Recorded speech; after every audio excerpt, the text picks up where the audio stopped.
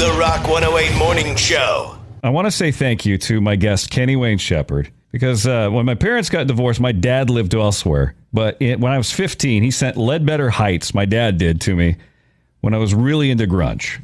And not only did this make my father and me understand each other just a little bit more, especially when it related to music, but then I started to listen to more blues and understand and widen my horizons. And to you, Kenny Wayne Shepherd, I want to say thank you. And thank you for joining us on the Rock 108 Morning Show.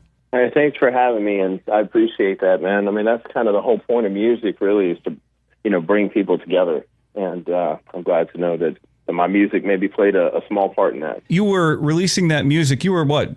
How old at the time? Well, I had recorded Ledbetter Heights when I was 17 years old, and by the time it came out, I had turned 18. But I was just a teenager myself, and just beginning this, 30-year-long journey that we're on right now. You're getting into it right in the heart of the 90s. You as a 17-year-old and having to tour across the country, did you have any idea what you were getting yourself into at that point? Well, I didn't know what was going to happen. I don't think anybody really has any clue, what's going to happen when they start something like this. But I did grow up around a radio station, and my dad was a DJ and program director, and so I grew up around music my whole life, and we went to every concert that came through town, and I got to go backstage and kind of see the behind the scenes of the touring industry. And so, I had a look behind through the window of like what it might be like, but I had no idea if my music was going to resonate with thousands or millions of people. So since your dad was in radio, did he try to steer you away from doing the national thing, or was he really supportive of doing that? Well, initially, he was trying to steer me away from it.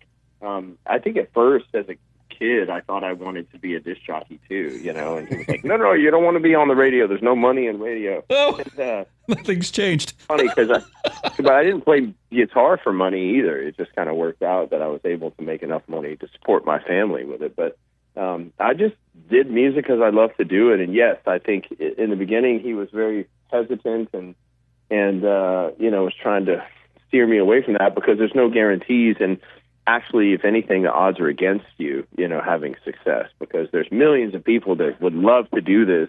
And there's a very small percentage of those people that actually get to do it. Now, the fact that your dad was in radio, is that what helped you to understand a work ethic and ultimately get out there to do what you do, to practice as much as you have, to learn the guitar the way that you did? Well, I practiced just out of sheer love for the instrument. I mean, I just like to come home and sit down with the instrument for hours. I would kind of lose track of time because I was so just in the zone of like trying to learn how to play. So it was really kind of, I don't know, almost therapeutic for me. It still is to this day. But I think that being exposed to the many, many different kinds of music over the years that my dad was playing on the radio and seeing all those concerts and performances by other artists, that helped me when it came to songwriting and when it came to like creating my own concerts and my own flow for my show and stuff like that. But certainly, like growing up around a radio station is like kind of embedded in me, like the desire to write songs that had great choruses and like, would make people want to sing along with them, and lyrics and melodies that would stick in your head for days, and as opposed to just focusing on, guitar playing only. How hard was it for you in 95 when, Ledbetter Heights drops, Deja Voodoo hits number 9 on the chart at that point? How hard was it for you while everything else is dominated with the 90s pop, with the grunge at the top? Did you feel that you were going to have a spot, or were you doing something enough that was different that put you in that place? I didn't have a lot going for me at the time just because it had only been 5 years since Stevie Ray Vaughan had passed, and he was kind of like the guy, for this kind of music, and it was a huge loss to the blues world, to the music world in general. And nobody had really come along, since he passed away, was successful doing this music. So, I had no idea if people were going to welcome me or if they were going to resent me, because, my music was very inspired by him because he was one of my biggest influences. Then the other thing was I wasn't even the lead singer in my own band at the time. And so I was just a guitar player, but the band was named after me. And it was like, yeah, it had that going against you. And then it was like I was a teenager. And so, and grunge was like exploding all over the place. So really we just had no clue. We just had I wrote and recorded the album that I felt inspired to make, and we put it out there. And thankfully it connected with a lot of people, and we had a great run with that. That album went on to become platinum, sold over 1 million copies.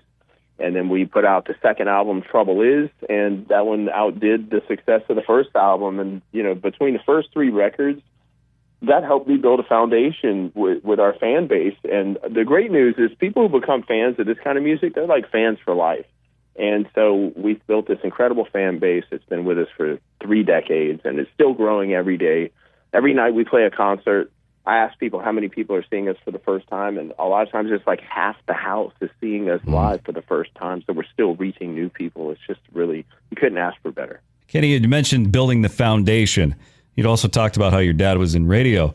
Blue on Black goes to #1, not once, but twice. I mean, What is it about the longevity of that particular track for you that you think resonates with the audience? Well, for me, I think it's just one of those songs. There's just something special. That song has the it factor. And I believed it from the moment we wrote it. And we put it on the record. Everybody knew we had something special. There's so many things beyond just writing a good song that have to fall into place. There's so many people involved at that level that have to execute their job all at the same time in order for things to really be successful. And that song was incredibly successful. But I venture to say that it could have been even more successful if some other things might have fallen into place, or some other people might have done certain things differently or better. But it still had an incredible run. And I've always felt, I've been waiting for somebody to come along and cover that song for years, because I'm like, I'm biased because I wrote it, but a completely objective, opinion is that it's a hit song no matter who does it. And then eventually the Five Finger Death Punch guys came along and they covered it. And then we did a version together with Brian May from Queen and Brantley Gilbert and put it out. And that song shot up to #1 all over again. And actually that single, that version of that song was recently certified platinum. So it went platinum all over again too. That's so wild that you get another platinum record up on your walls there. Brian May, Yeah. you get a chance to kind of pick at Brian May's mind a little bit about his thoughts and philosophies? No, because we actually didn't play that song in the studio together. So, he put his part. He's probably over in Europe, or England or something when he played his part on that song. So I haven't even had the chance to meet him yet. But as a musician, as a guitar player, to have somebody like him, to hear him play a solo on the song that I wrote with, his own unique approach to it is just absolutely incredible. You mentioned the unique approach. There's nothing more unique than having a Kenny Wayne Shepherd song covered by Five Finger Death Punch. What about working with Ivan and the guys? Ivan had been kind of trying to reach out to me for some time, and we were trying to catch up with one another and kept missing each other. And then finally we hooked up in Las Vegas. I was playing a show there, and he came out, and he was just a really great guy to me. And, we sat and talked for a while, and he said, I think they had just recorded their version of the song, and that's when he was like, we need to do another version. I want to have you play on it and stuff. And that just kind of snowballed into this collaboration with Five Finger Death Punch and Brian May and Kenny Wayne Shepherd and Brantley Gilbert. And like I said, the rest is history. I mean, the song, shot to #1 a second time, just about 20 years after it was first released, and went on to go be certified platinum again. And so, it's been a great experience. And I'm still waiting for somebody else to do it, because I just believe in that song so much. I think if a hot country artist right now went and covered that song, I think it would go to #1 on the country chart. And you mentioned that, and I think of Last Goodbye. Last Goodbye feels like it could be done by a female artist. What do you think? Yeah, I agree. That was a great song, too. That was a single off of our third album, Live On. And I think that song, we wouldn't have released it as a single if I didn't feel passionately about it and think that it was a great song. So, I've had a lot of female artists, actually, over the years record songs that I've written. Everybody from, Wynonna Judd to another blues artist, Anna Popovic. So, we try and write, and plus, one of my primary songwriting partners is Tia Sillers, and she's an incredible woman. Wow. She's an incredible songwriter. And so I think that was one of the things that has made the songs that we wrote together unique, is that it's not always 100% from a male perspective. There's one final question I have for you, and I've had this forever. Does it ever come up, or have you ever just said, that's enough, being compared to or mistaken for Johnny Lang? Well, it doesn't really come up so much anymore. In the beginning of my career, the similarities really revolved around the fact that I had long blonde hair and he had long blonde hair, and we were both doing blues music. But it was interesting because my first record came out, and then a year later his first record came out, and so I felt like this was my look, and then he came along and he looked very similar, and so it was weird because overnight it went from like people either recognized me and knew that I was Kenny Wayne Shepherd, or they just had no idea who I was. But then it became like, are you Kenny Wayne Shepherd or are you Johnny Lang? And it was like a weird thing. And then the Hanson brothers came out with the same hairstyle too.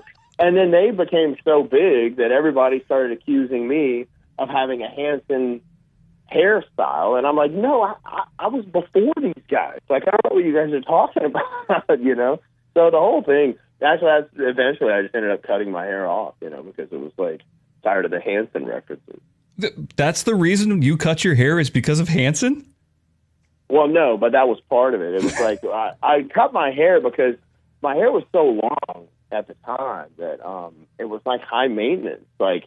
It required a lot of care. Like, my hair is curly, but the look that I preferred was when my hair was straightened. And so, in order for my hair to be straight, it's like, you got to wash it, and then you got to dry it, and sometimes you got to flat iron it, and then, you start sweating, and it gets curly, and it's frizzy, and blah, blah, blah. And I was just like, dude, I'm a guy, and I'm a musician, like, I'm a blues player. Like, this is too much maintenance for me, man. And so one day I just didn't want to have to care for it so much anymore. I just chopped it off. And then I've grown it back out, and then I've cut it off. And, it's funny how so many people, like, associate long blonde hair with me and my identity, because, like, when I cut it off, it was like people who knew me for years didn't even recognize me. So the long hair is kind of stuck over the years, but, I've kind of vacillate back and forth between having long hair and cutting it back off again.